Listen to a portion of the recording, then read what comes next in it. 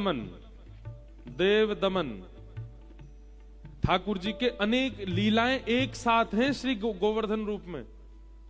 आपने एक बताया रास लीला, ठाकुर जी रास कर रहे हैं और रास करते करते श्री जी और ठाकुर जी, श्री जी की भुजा रास में ऐसे ही रहती है, उर्द बाहु श्री जी नृत्य करती हैं, ठाकुर जी कटी पर हाथ रख के नृत्य करते हैं और दोनों नृत्य करते करते समीप आए और एकाकार रूप हुए, श्रीनाथ प्रकट हो गए। तो ये जो एक यहाँ चित्र मिलता है, आप कभी यहाँ देखना नाथ द्वारा में, उसमें ये हिस्सा जो है वो श्री जी का है, नीचे पूरी लहंगा आदि सब पहने हैं, और ये हिस्सा जो है ये ठाकुर जी का है। तो एकाकार रूप श्रीनाथ प्रकट भय, रास लीला।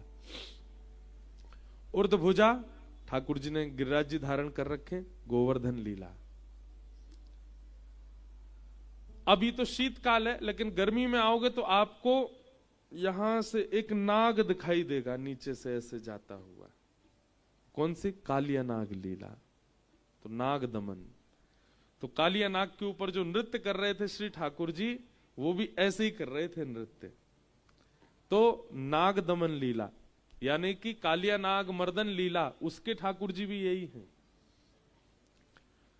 और देव दमन, देव दमन मतलब इंद्र का मान भंग किया, उसमें फिर एक लीला और आती है, ब्रह्मा जी का जो मोह भंग हुआ।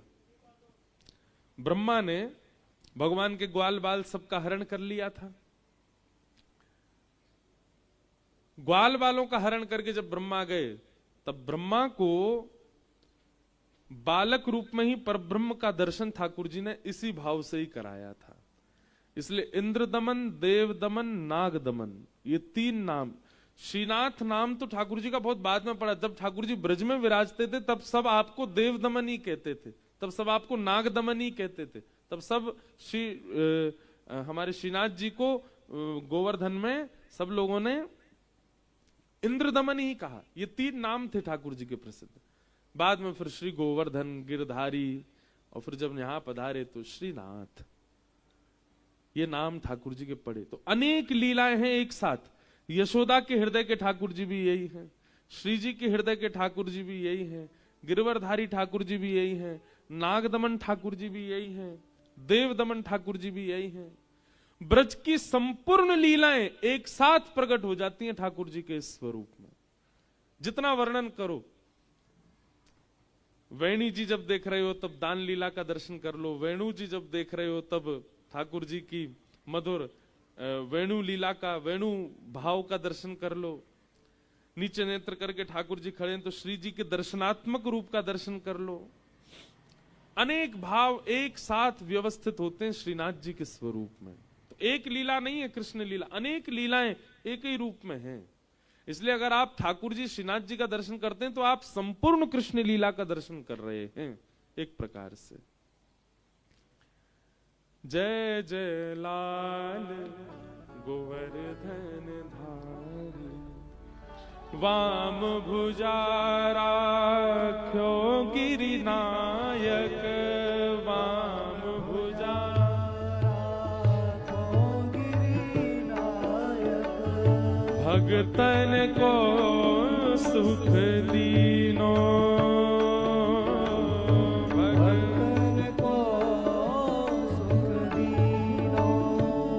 हे सात घोष मघवा पचहार्यो, सात घोष मघवा पचहार्यो, सात घोष मघवा पचहार्यो, सात घोष मघवा पचहार्यो, वो सुर श्रृंगार नभीनो, गोसुर श्रृंगार नभीनो, हे जय जय लाल गोवर्धन धारी,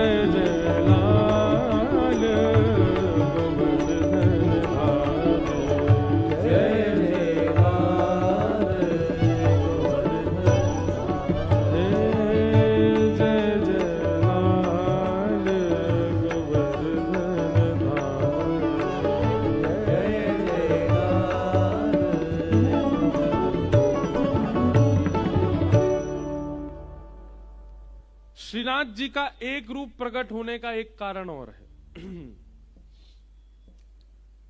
जब जब रासलीला होती है तो सबसे पहले रासलीला में क्या होता है कि जितनी भी सखी हैं किशोरी जी के पक्ष की और ठाकुर जी के पक्ष की, उनमें कभी कभी होड़ की भावना आ जाती है। होड़ की भावना कैसे?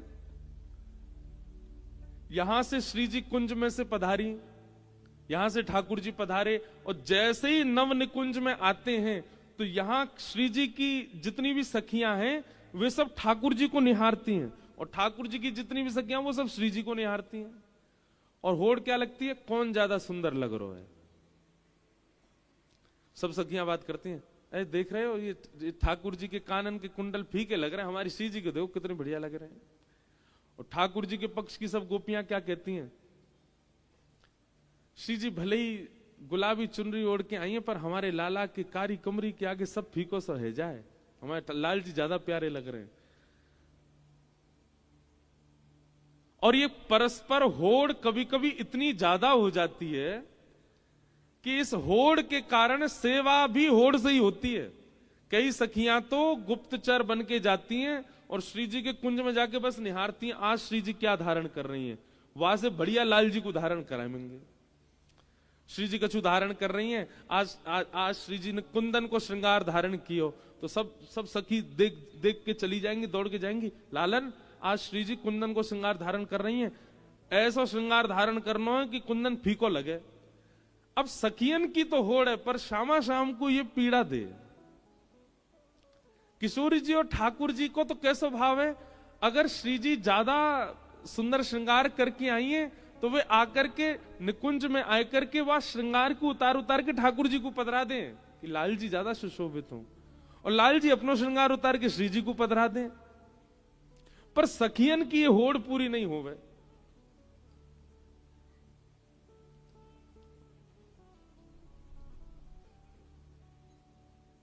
काफी वाह।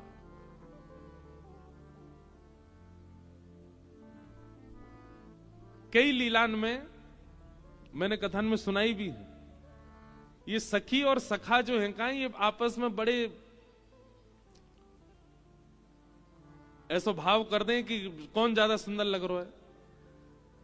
एक दिन श्री जी और ठाकुर जी दोनों निकुंज में विराज रहे, सब लोग ध्यान से सुनियो।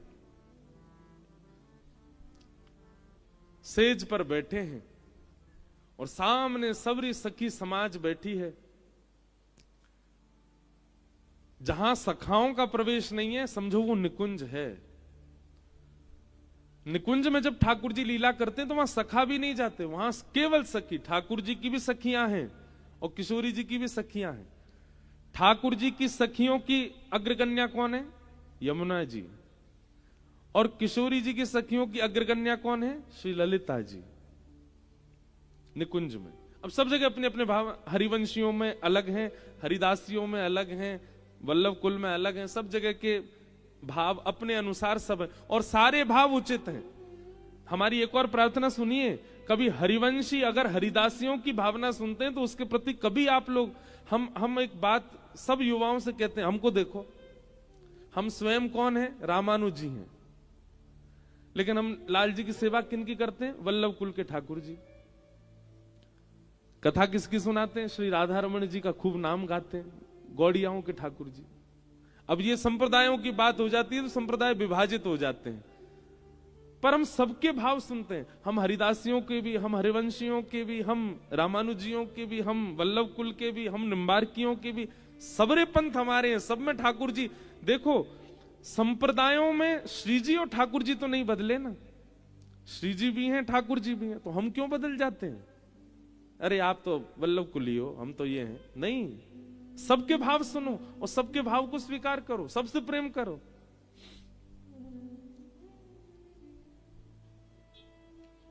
हमारा तो कभी कभी ऐसा भाव रह जाए कि आगे चल के हमारे परिवार में जब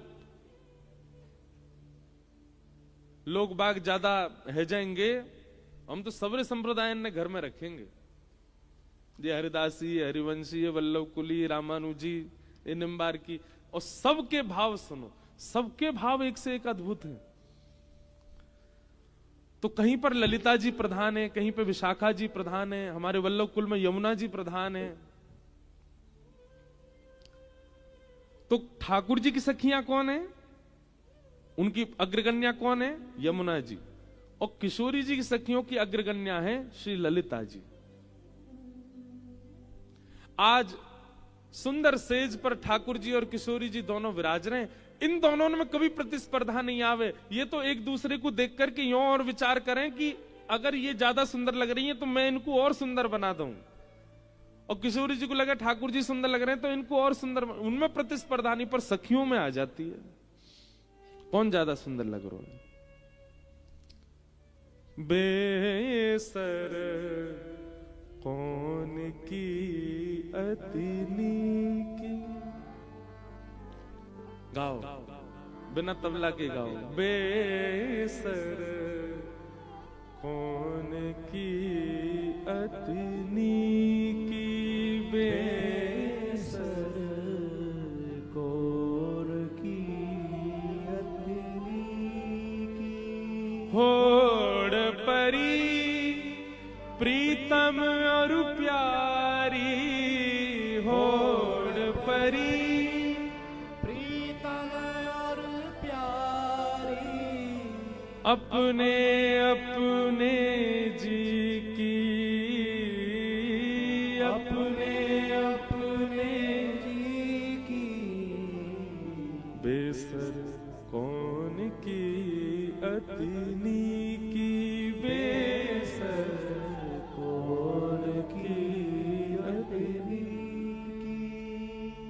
होड़ लग रही है। बेसर कायते के नासिका में श्री जी ने धारण करी है, यही बेसर है। कौन की अतिनी की, कौन की ज्यादा बढ़िया लग रही है। ठाकुर जी और श्री जी दोनों में होड़ लगा दी है, कौन ने, सखियन ने। उनमें आपस में नहीं है होड़, सखी करवा रही है कौन की ज्यादा बढ़िया लग रही है। अंदर ही अंदर घुसपुस है रही है। ललता जी आदि कह रही है, अरे हमारी श्यामाजू की बेसर के आगे लाला की तो फीकी है। देखो तुम दूर से देखो, अपने आप ही ना लग रहा हो कि लाला की बेसर की ने प्रकाश ने कम है, तो बेचारी सब ठाकुर जी की सखियां कम है। अब ठीक है, हमारो लाला ने एक सांवरो है तो वाह को तुम सब रे ऐसो भाव करते रहो,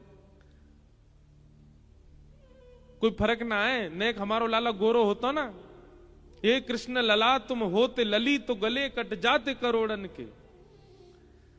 ठाकुर जी ने बहुत बड़ी कृपा करी कि ये लाला ही बन के आए हैं। अगर ये कहीं लाली बन के आ गए होते, अच्छा कोई अंतर नहीं है तो लाला, पर श्रृंगार पूरा लाली इनको से ही करें। हमारे लाला को लाली बनना बहुत अच्छो लगे।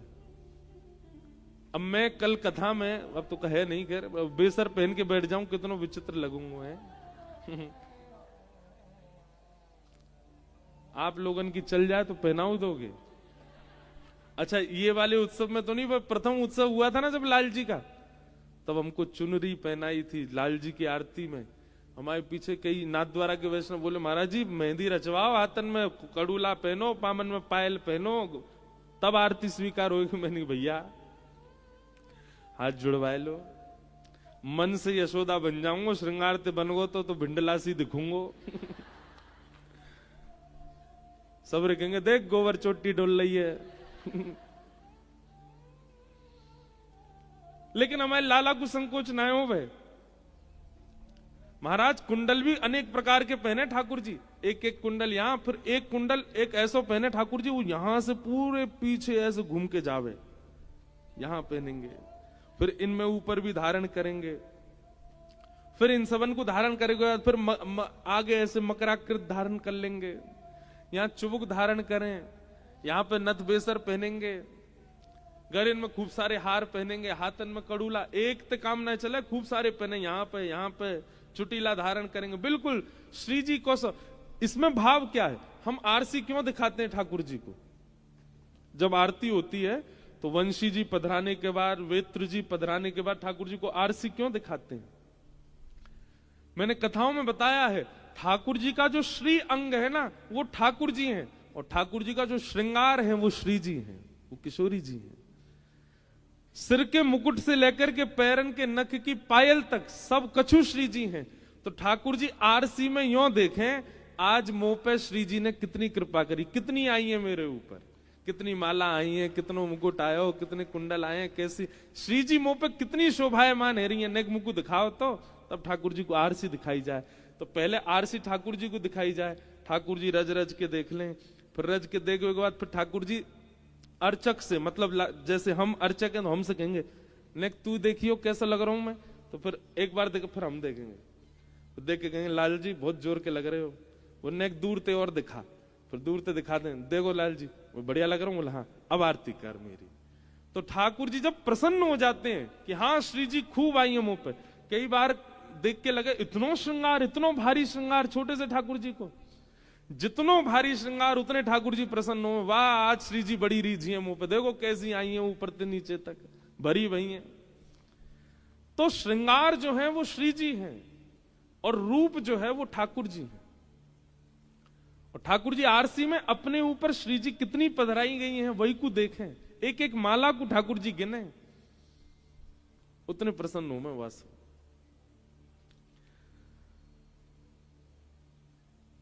सखियां सब बैठ करके कह रही हाँ भाई बेसर कौन की बढ़िया लग रही है बताओ। दाव पर्यो ललिता के आगे, दाव पर्यो ललिता के आगे, कौन सरस कौन फीकी,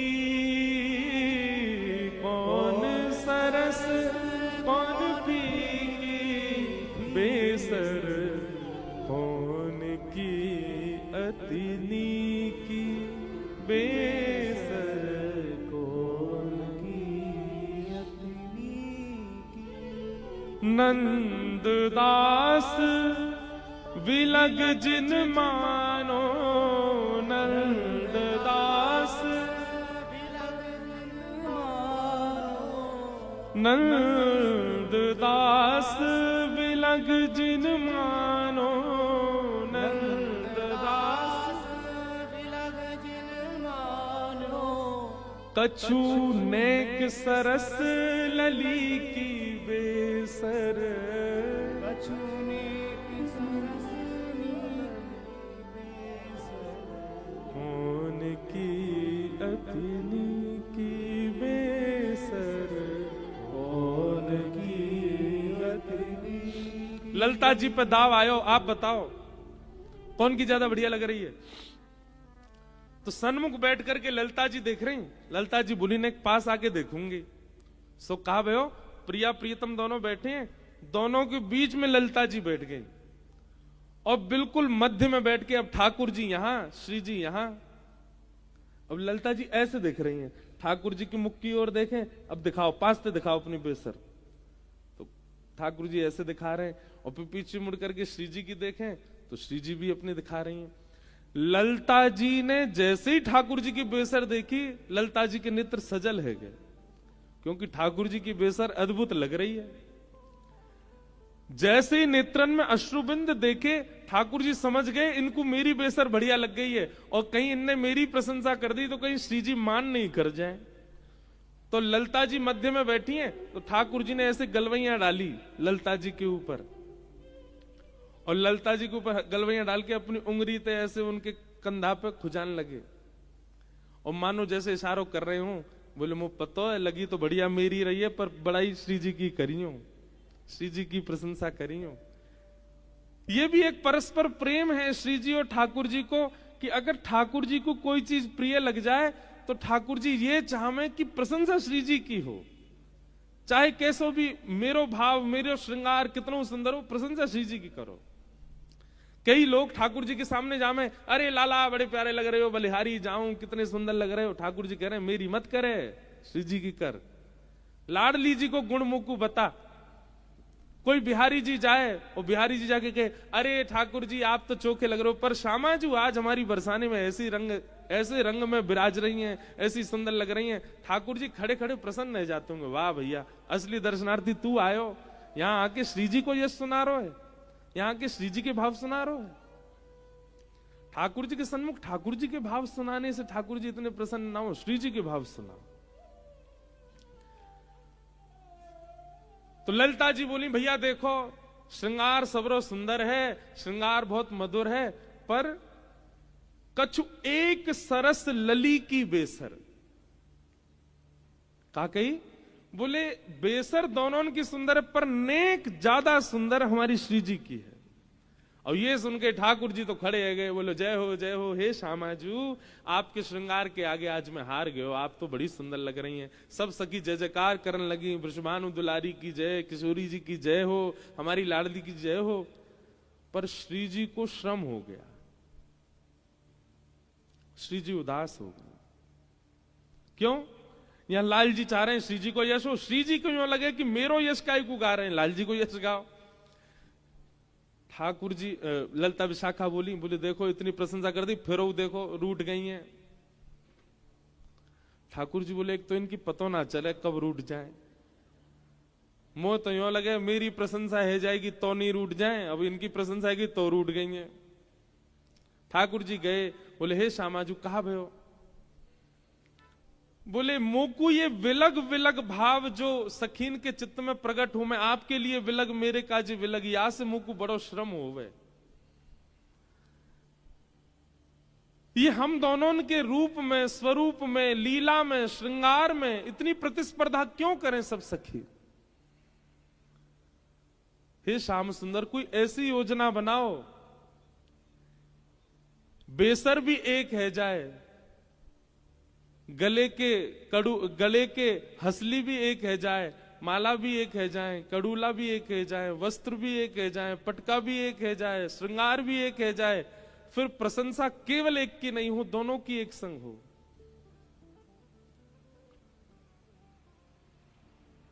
किशोरी जी के अभाव में एक ही रह जाएंगे। और रास बिहार करते भय श्री जी, ठाकुर जी अपने कटी पे हाथ धर के खड़े हैं, श्री जी दोनों भुजा उठा करके नृत्य कर रही, और नृत्य करते करते करते करते करते करते ऐसा नृत्य भयो, ठाकुर जी श्री जी के भाव समझ गए कि एक करनो है। तुरंत श्री जी के समीप गए, और समीप जाकर के जैसे श्री जी को अपनी सन्निकट बुलायो, दोनों ऊर्ध्व भुजान में थे। श्री जी और ठाकुर जी चैतन्य है, चिन्मय स्वरूप है, हमारी तरह जड़ नहीं है ठाकुर जी। हमारे बगल में कोई आ जाए हम बस टकरा जाएंगे, पर ठाकुर जी ऐसे थोड़ी है, ठाकुर जी चिन्मय है, चिन्मय ठाकुर जी, चैतन्य ठाकुर जी। जैसे एक दूसरे के समीप आए, आधे आधे एक दूसरे में प्रविष्ट है गए और श्रीनाथ रूप प्रकट है गए। अब बेसर भी एक है गई, हसली भी एक है गई, माला भी एक है गई, मुकुट भी एक है गयो, चूड़ामणि भी एक है गई, कड़ूला भी एक है गए, श्रृंगार सबरो एक है गयो। अब ठाकुर जी बोले अब गाओ कौन की अतनी की बेसर, कौन की ज्यादा सुंदर है बताओ। सब सखियां बलैया लेने लगी, बोले अरे हम तो भूल ही गए कि हम प्रतिस्पर्धा श्रृंगार में कर रहे हैं, प्रतिस्पर्धा लीलान में कर रहे हैं, ये होड़ कर रहे हैं आप दोनों के बीच में, पर आप दोनों तो एक ही हैं। तो सखीन की जो ये होड़ है, वह होड़ को समाप्त करने के लिए श्रीनाथ जी प्रकट हुए, एक ही रूप है गए दोनों। बोले अब जो भी यश गाओगे वो दोनों उनको गवेगो, एक को नहीं गवेगो। श्री जी को अलग गौरव, ठाकुर जी को अलग गौरव, ये अलग अलग से ठाकुर जी बड़े बेचैन भय, तभी एक आकार रूप है कि श्रीनाथ बने। ऐसे हमारे ठाकुर जी ये एकाकार रूप हैं। कल मुझसे कोई बोलो, नाथ द्वारा को व्यक्ति बोलो, महाराज जी हमारे नाथ द्वार में ब्रजमंडल से ठाकुर जी तो आ गए, श्री जी कब आवेंगी? मैंने कहा अरे राम जी कहा पूछ लियो आपने। पहली बात, आपको अभी तक यही ना पता कि श्री जी यहीं विराज रही हैं। ये ठाकुर जी की ओर तो बुझा तो श्री जी तो हैं। श्री जी नहीं आई होती तो ठाकुर जी की हिम्मत है कि आ जाएं ब्रज से बाहर। श्री जी आई हैं तभी तो ठाकुर जी आए हैं। और दूसरी बात, फिर भी आपको लग रहा हो श्री जी नहीं आई, ले आओ ठाकुर जी को वापस वृंदावन, श्री जी तो वहीं रहेंगी, श्री जी ना जामे। श्री जी हमारी अखंड ब्रजवासी हैं, ब्रज तज नेको उभार ना जाए हमारी श्यामाजू, तो सदा वृंदावन में रहे। हमारे ब्रज में कहें विपिन राज सीमा से बाहर, हरियु को ना ही निहार, रे मन वृंदा विपिन बिहार।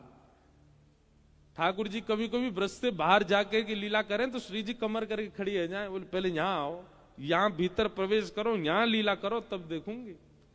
अब आप विषय में ज्यादा मत ले जाओ मुझे, नहीं तो फिर ब्रज की महिमा के आगे फिर सब्र फीके से लगेंगे। लेकिन श्री जी नहीं है नाथ द्वारा में, ये बात तो आपको सोचनी ही नहीं चाहिए, चिंतन में भी नहीं आनी चाहिए आपके। बिना श्री जी के ठाकुर जी पधार ही नहीं सकते। श्री जी विराज रही हैं। मैं तो द्वारिका में भी यही बात कहूं, जैसे यहां पर दो भुज ठाकुर जी, एक भुजा श्री जी की है, एक भुजा ठाकुर जी है, एक अंग श्री जी को, एक अंग ठाकुर जी को। अब कहेंगे लोग कि द्वारिका में, मैं द्वारिका में भी है, यहां दो भुजा है, वहां चतुर्भुजा है। तो चतुर्भुजा में दो भुजा श्री जी की हैं, दो भुजा ठाकुर जी की हैं। और श्री जी और ठाकुर जी दो दो भुजान में प्रकट है, चतुर्भुज में है, तभी तो द्वारिकाधीश है। वहां पर भी श्री जी हैं। श्री जी की भुजा कौन सी है?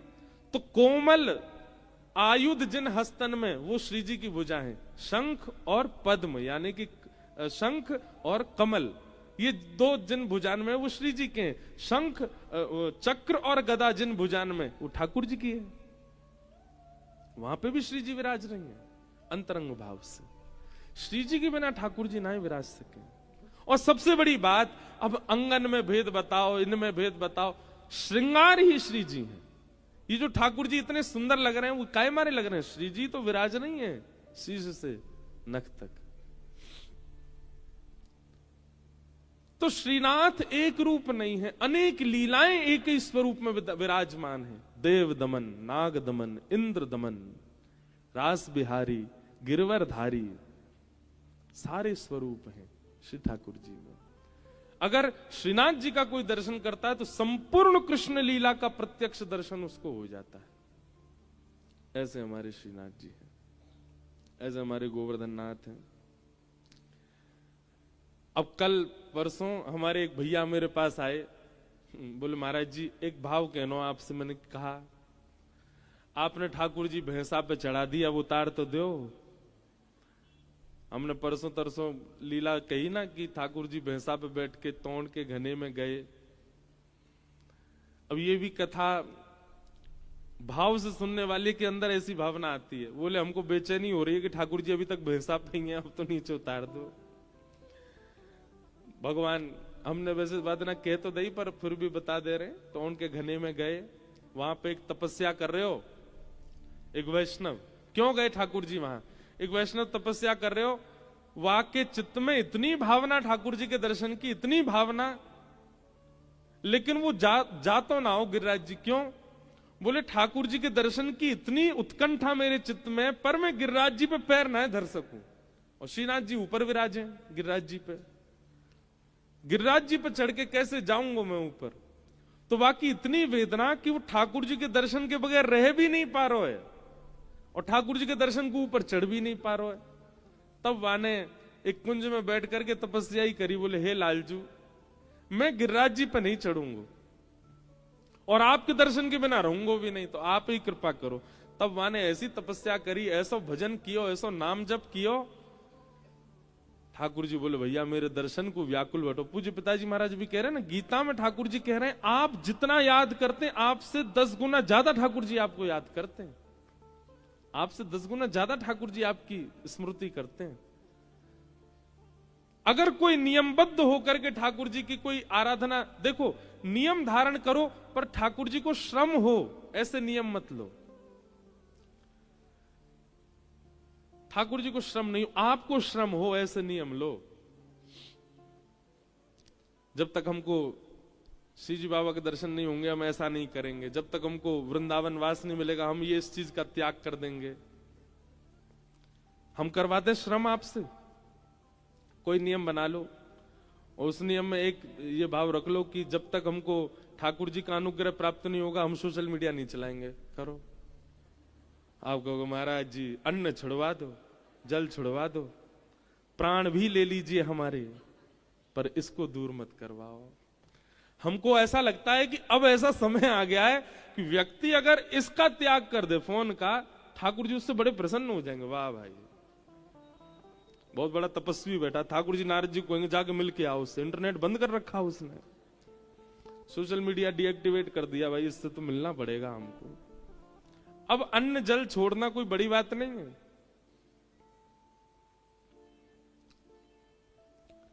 नियम ऐसा धारण करो ठाकुर जी को नहीं, आपको श्रम हो। हमें श्रम होना चाहिए, हमें श्रम करना चाहिए।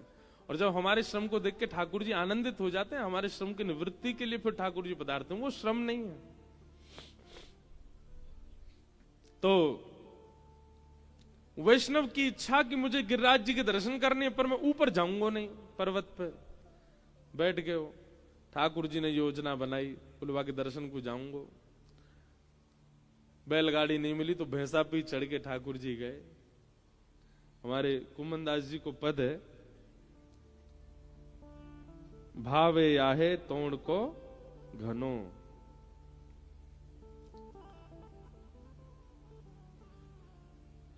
कांटा लगत गोखरु लगत, कांटा लगत गोखरु लगत, फट्यो जात यह तनो, फट्यो जात यह तनो। क्यों? भावत है तो ही टोड़ को घनो, भावत है तो ही टोड़ को घनो। कुमनदास जी कह रहे हैं, जय हो गोवर्धनधारी श्रीनाथ जी, ऐसो तोड़ को धनो भागे हो, आपको कांटे लग रहे हैं, गोखरू लग रहे हैं, लेकिन फिर भी दौड़े जा रहे हैं। भैंसा अगर धीरे धीरे चले तो ऊपर से ठाकुर जी नेक और वाय उचकाए दें, और जोर से दौड़े। कांटे इनमें है कि अब महाराज ठाकुर जी को हाथ पकड़े, सद्दू पाने आदि सब चल रहे हैं, सबरे कांटे इनमें है गए। ठाकुर जी मंद मंद मुस्का रहे हैं, बोले जा कहां रहे हो? तब वहां पहुंचे, वहां पे एक वैष्णव बैठो, वहां को दर्शन दिए ठाकुर जी ने। दौड़ करके गयो, कछु फल लेके आयो, उनसे अचार बनायो, ठाकुर जी को बढ़िया पवायो। आज भी ठाकुर जी पामे प्रेम से, वही की स्मृति में। ऐसी लीला हमारे श्री लाल जी ने करी, भैंसा पे बैठ करके दर्शन देवे गए। ऐसे प्यारे श्री गोवर्धन नाथ हैं, श्रीनाथ जी हैं, जो नाथ द्वार में आनंद करा रहे हैं। और